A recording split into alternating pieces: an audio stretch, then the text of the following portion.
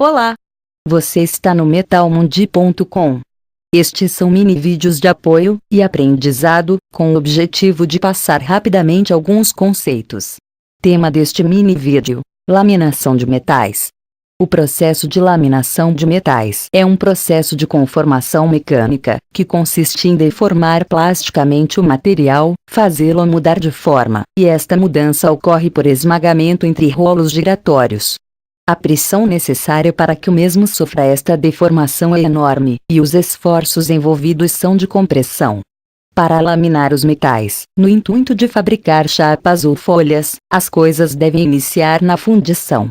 Lá, são fundidas peças específicas com formatos ou geometrias bem distintas, tais como placas, blocos ou tarugos de metal que posteriormente serão conformados pelo processo de laminação.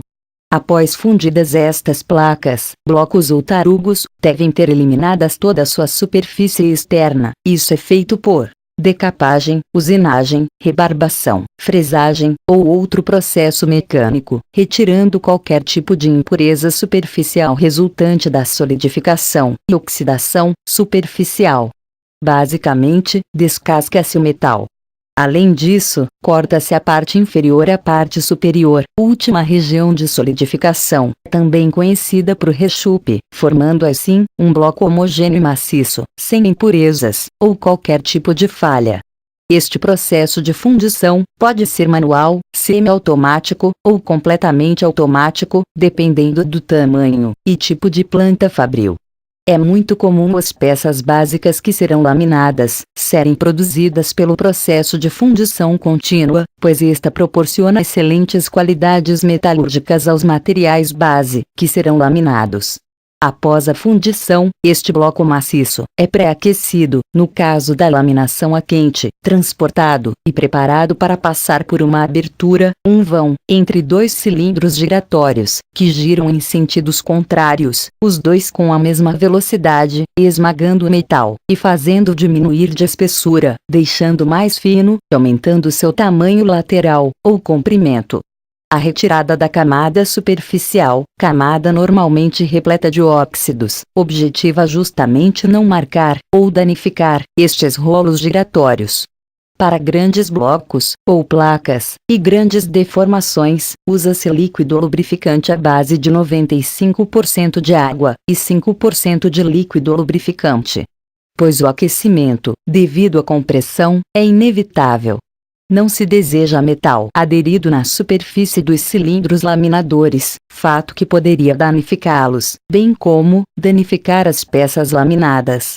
Isto pode ser repetido inúmeras vezes até se chegar à espessura desejada. Cada vez que isso ocorre é chamado de passe de laminação, e cada vez que o metal recebe um passe de laminação, ele se deforma plasticamente, diminuindo de espessura. Estes blocos que serão laminados podem ter poucas gramas, poucos quilos, ou dezenas de toneladas. O peso está diretamente ligado à geometria do bloco, geometria da peça laminada desejada, do material, da força e tamanho envolvidos, e do tipo de laminadora que irá deformá-lo. Isto serve para as placas, e para os tarugos também. Devido ao tamanho do bloco e de suas características metalúrgicas, realiza-se um tratamento térmico de homogeneização estrutural antes da laminação, fato que irá favorecer no momento da laminação, pois reduz os esforços necessários para sua deformação. Para as ligas de alumínio, por exemplo, a temperatura de laminação depende da liga a ser deformada, mas é comum dizer que ela está na ordem de 400 a 540 graus Celsius, quando a laminação for a quente. Mas, não somente de placas, blocos, chapas e folhas, vive a laminação. Existem inúmeras peças metálicas que são fabricadas por este processo produtivo. Muitas delas de grande aplicação e importância industrial, tais como os parafusos, por exemplo.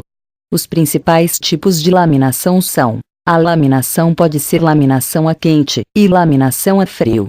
Os produtos laminados podem ter aplicação imediata, logo após a laminação, tais como trilhos, chapas, vigas e perfis.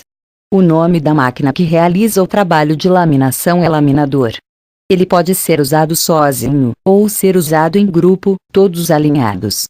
Quando estão dispostos desta forma, são chamados de trem de laminação, onde cada um deles é responsável por realizar um passe de laminação, aumentando a produção e tornando o processo contínuo.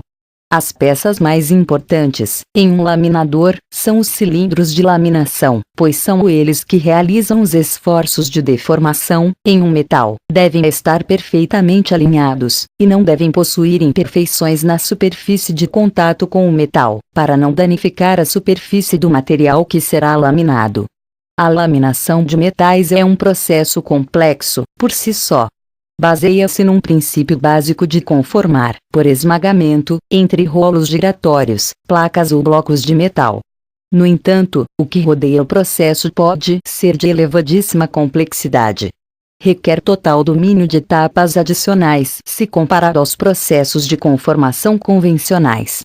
Por exemplo, necessita-se do entendimento de prensas hidráulicas laminadoras, elevadas pressões de trabalho, elevadas forças aplicadas, ciência dos materiais, física, química, lubrificação, movimentação de cargas, desenvolvimento e proteção superficial de peças enormes e que recebem tremendos esforços, composição química dos metais, tratamentos térmicos, dentre outros. Assine agora mesmo metalmundi.com, e tenha acesso a páginas exclusivas, e recheadas de informações técnicas complementares. Não é caro, e com certeza você consegue assinar. Bom, por enquanto é isso, pessoal. Não deixe de ver os outros mini vídeos. Tchau!